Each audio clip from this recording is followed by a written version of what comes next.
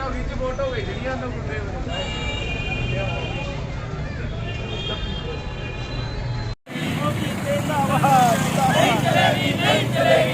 तेरी तानाशाही नहीं चलेगी, नहीं चलेगी।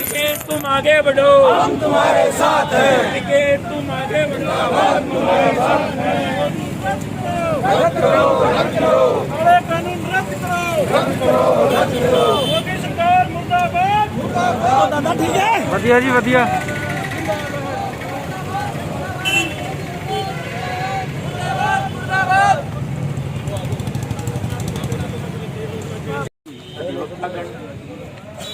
फतेहाबाद जिला के दूर दूर गांव से आए हुए सभी किसान आज देश में लोकतंत्र की हत्या करने के लिए एक दो आदमियों की सिर्फ जोड़ी, बाकी संसद एक का कोई महत्व नहीं रह गया है। अमित शाह और हमारे प्रधानमंत्री मोदी जी एक षड्यंत्र के तहत सभी संवैधानिक संस्थाओं की कब्जा करते हुए उनका आगे आने वाले चुनाव में जिसको जनता ने समझी, ये सिर्फ किसानों के लिए नहीं, ये चरणबद्ध तरीके से है ताकि यहाँ सिर्फ प्रेसिडेंट जीत करके और वो इस ईवीएम के जरिए इस देश की सत्ता पे फिर काबू हो सके। ये उनकी एक चाल है। आप लोग लंबे समय से इसके आंदोलन को चलाए हुए हैं। हम आपके अजीज हैं, हम समर्थन देने नहीं आए, हम आपके बच्चे हैं। आपसे ही आपने कड़ी मेहनत करके खुद खेतों में काम करके हमें इस लायक बनाया कि हम ये काले कोट पहन के कोर्टों में आपकी पैरवी करने लायक हुए हैं। हम कोई पूंजीपतियों के घर पैदा नहीं हुए, हम मजदूरों और किसानों के घर में ही यहाँ पैदा हुए हैं और आपके ही बच्चे हैं। लेकिन जिस प्रकार से मैं ये समझ रहा हूँ कि ये जो कानून है इसके बारे में अच्छी तरह से इस एरिया में लीड करने के लिए और हमारे किसानों में प्रचार करने के लिए एक ऐसा नेतृत्व की जरूरत है जो इसको समझाया जा सके कि जैसा मेरे लायक दोस्त बोल रहे हैं कि और इसका जो नाम रखा गया है कृषि कानून। दरअसल एक वकील होने के नाते मैं आपको सिर्फ ये समझाना चाहता हूँ कि ये कृषि कानून नहीं है। इनको नाम ही गलत देके और इसका प्रचार इस तरीके से मीडिया में हो गया कि हमने उसी नारे को अपना लिया, कृषि कानून रद्द करो। ये कृषि के लिए कानून वो होता है जो या तो कृषि उपज को बढ़ाए या उस उपज के लिए कोई ऐसी व्यवस्था की जाए जैसे सब्सिडी की है, बीज उपलब्ध कराना है। और ये कानून जो है, तीनों कानून ये एक दूसरे से जुड़े हुए हैं। अगर एक कानून भी रद्द होता है तो इसका कोई महत्व नहीं रहता, क्योंकि इस कानून में कृषि नहीं, कृषि उपज का व्यापार और वाणिज्य है। कृषि पैदा करने से संबंधित कानून नहीं है। जो हमने पैदा कर दिया उसको किस प्रकार से लूटा जा सके। जिस प्रकार से दूध हमारा नहीं बिकता उतने रेट के अंदर हम पानी खरीद रहे हैं, आदि हो जाता है आदमी, पहले उसको लवाया जाएगा। जिस प्रकार से चाय कहते अंग्रेजों के जमाने में मुफ्त पिलाई गई थी और इस कोरोना की आड़ लेके आज चाय 500 रुपए के लगभग 1 किलो की है, कोई चाय बगैर रह नहीं सकता। इसी प्रकार से हमारी जो उपज होगी वो लिफाफों में बंद करके, और जैसे अभी एक माल रास्ते में हमने देखा है, रिलायंस ने भी खोल दिया यहाँ शहर में। हर चीज जो है उपज करने की उनको जरूरत नहीं है, सिर्फ उसको बेचने की। उससे संबंधित क्या फैसिलिटी किसान को नहीं देनी, उनके रास्ते में कोई बाधा ना आए। अबानी अडानी के जो उपज पैदा होगी वो मंडी में उनको जाना ना पड़े, वो वहीं जाएं।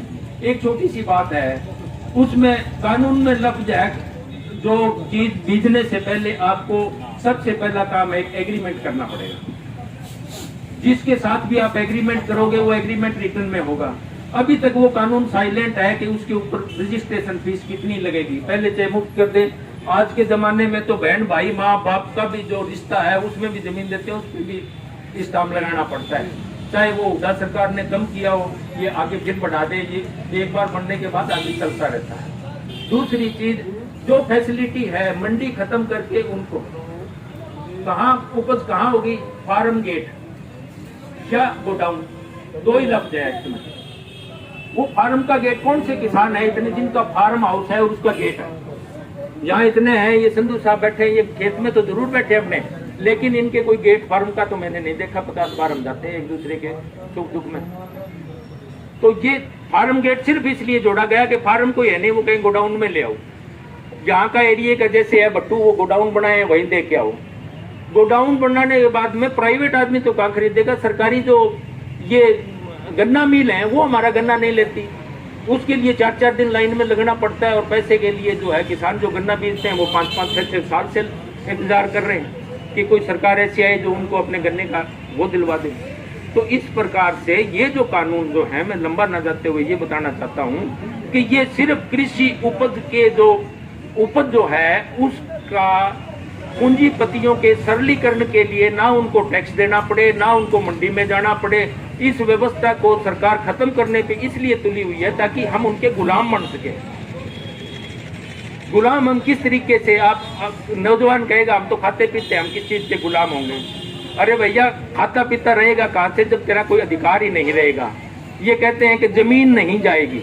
आप लोगों के आगे प्रचार करने के लिए बता रहा हूँ कि संसद में भी ये झूठ बोला जा रहा है। हमारे किसानों का प्रतिनिधि मंडल गया, उनको भी आश्वासन दिया जा रहा है कि लिख के दे देंगे, जमीन नहीं जा सकती किसान की। लिख के क्या एक्ट में बना ही दिया।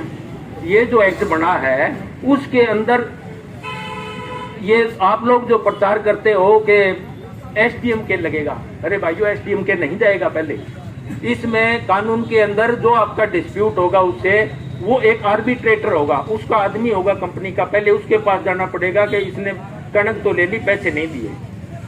किसान आंदोलन के खिलाफ षड्यंत्र करना बंद करो, बंद करो, बंद करो। किसान आंदोलन के खिलाफ षड्यंत्र करना बंद करो, बंद करो, बंद करो। किसान वकील एकता जिंदाबाद, जिंदाबाद, जिंदाबाद। किसान वकील एकता जिंदाबाद, जिंदाबाद, जिंदाबाद। पंजाब हरियाणा के किसानों की एकता जिंदाबाद, जिंदाबाद, जिंदाबाद। इनकलाब जिंदाबाद, जिंदाबाद, जिंदाबाद।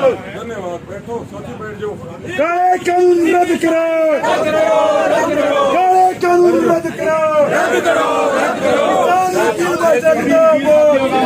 रद्द करो। सहयोग का नाम और चाय पानी भी पिए। आप बैठो साथियों, आ जाओ। हाँ